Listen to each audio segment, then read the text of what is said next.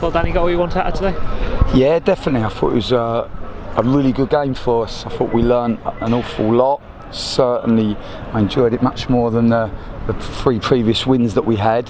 When you're playing against a team of the quality of Sheffield Wednesday, you can't give them the head start that we did after a minute and a half. You give yourself an even bigger mountain to climb, and I think you saw them play at times with a real rhythm and a real purpose, and they asked an awful lot of questions for us, and it was a really good test for ours. I thought first half we created some really good chances ourselves. Probably needed to take one of the 2 clear-cut chances that we got, particularly if you're going to compete with a championship side, and we didn't. And then we have a really good counter-attack moment. We don't quite have the right movement ahead of the ball. We lose the ball, and 5 seconds, 10 seconds later, they're bending one in from the edge of the box, and that's the quality of opposition you're playing against. And you look at the pre-season you set up this year and last year as well, you know, Reading coming up, Stoke, Notts Forest. I guess the results aren't the priority at this stage. No, it's always the learning for us, and we learn much more when we play against the top teams.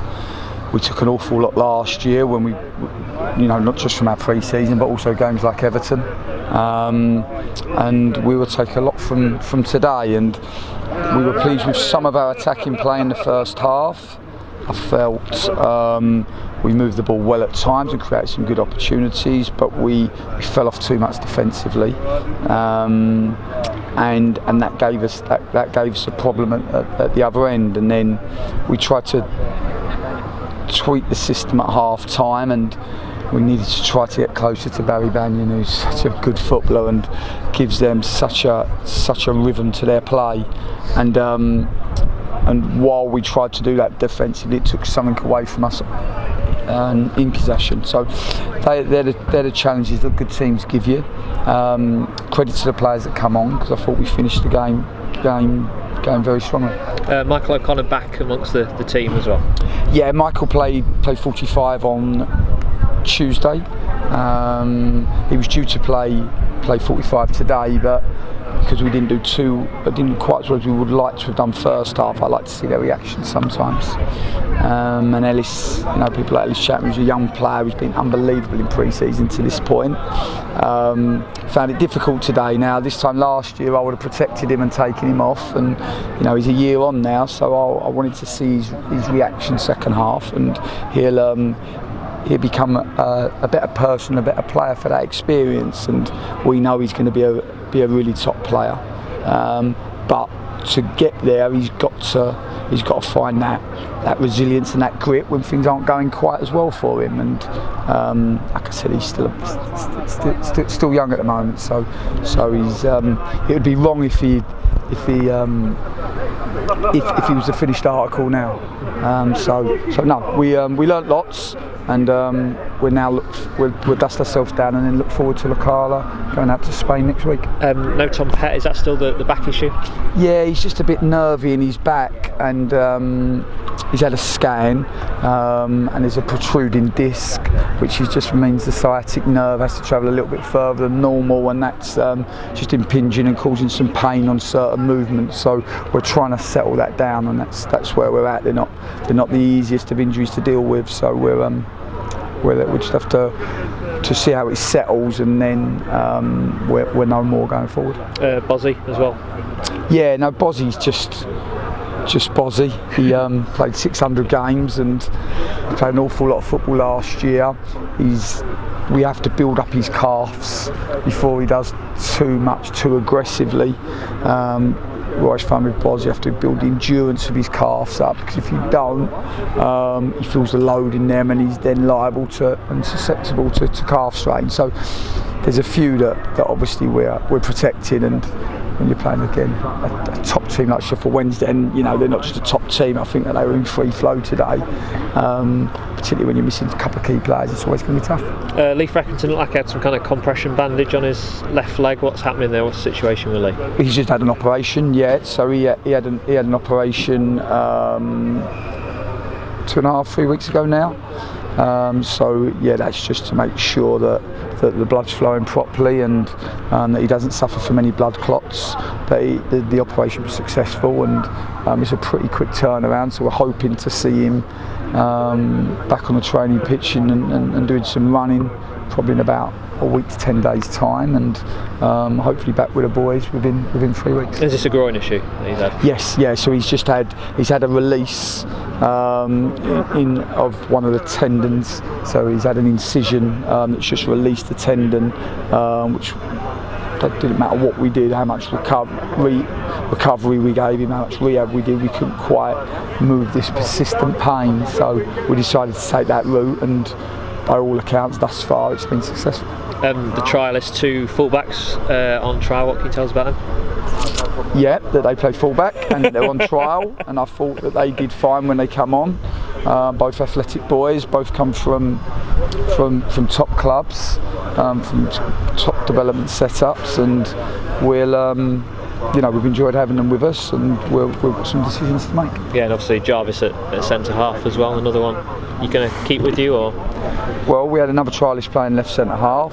Yeah, and he again comes from a top club, and he did well today, and has done well with us thus far. But we just have to look and see what we can do financially. We know we need to get to a squad of 22. We know we're 20 to 22. We know that we are short in certain areas. We really need to try to get a couple in to help the group that we've already got, but we also know that the finances are really tight. You've talked about wanting to add to your strike force, but we've not had any strikers on trial yet. Is that because you know who you would like? You've got people in mind that you think could become available later in the window? Well, the number 9 is the most expensive position on the pitch, isn't it? And we know that we haven't quite got the finances, so we've got to try to be clever of how we use that position, and try to use the loan market wisely, I think. And there's often your number 9s define you. We would definitely like a different option to the ones that we've got already. But whether we can get to that, only time will tell. It's we're in long queues in terms of the players that we would like, and I suppose we're at the back of those queues because we can't blow the parent clubs away with finance. So we've just got to try to encourage the players that we would like, and hope that they would want to come to us, and that might push us a little bit further up the chain. And do you expect that loan market to open up as we get closer to the season? That players would be teams would be more willing to let those players go out? We want the whole group. We'd want the whole group working with us from the end of June. That is without doubt would be our ideal. But we don't live in an ideal world, and these are going to have to come down to the wire, we anticipate, because the forwards we want to make the team better are good players first and foremost, and are in and around other teams' first teams,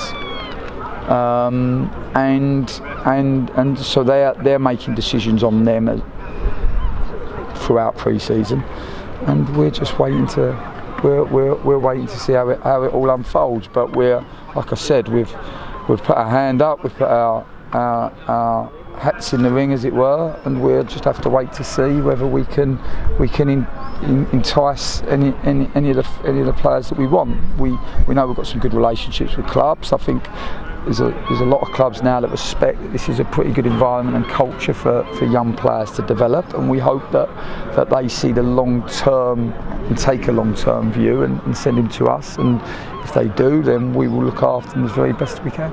Heading off, as you say, on a bit of I was going to say a break, but a pre-season trip. What are you expecting to get out of that week? Well, another good week in our preparations. We've had 2 really high volume weeks, which we've got over 70k from the boys in the last two weeks and 2 days, so it's an awful lot of load. But now they're in a position, they've had the volume, and they're in a position now for us to now to go and look at the counter attack and counter press elements of the game, shorten the numbers and do you know, whenever you shorten the numbers in training, there's more actions per minute, more change of direction, more intensity, and the players are now ready for that. So that's where training moves on to, and the aim now we've got the volume, is to sharpen their tools. And you know, I think at times today you saw some sharp play, but also at times, particularly from 45 to 60, you saw us being quite one-paced and laborious, and you know that unfortunately is a little bit where we are in pre-season at the moment. That's not the players' fault by any stretch. That's just that we, you know, pre-season is a process. It's a 5 to 6 week process, and you can't sharpen their tools until they've got the volume in their legs, because if you do, you're liable to break them. And when is it you play Reading over there? We play Reading at the back end of the trip, so we'll look to play them, which will be another really tough game. And these are great for me. You know, I much more enjoy coming and playing against Sheffield Wednesday and being in, you know, really feeling the heat, and them really testing us physically, tactically, and mentally. I enjoy that much more than maybe, you know, having it all our own way like we have in the early part of pre-season. Fantastic, thank you.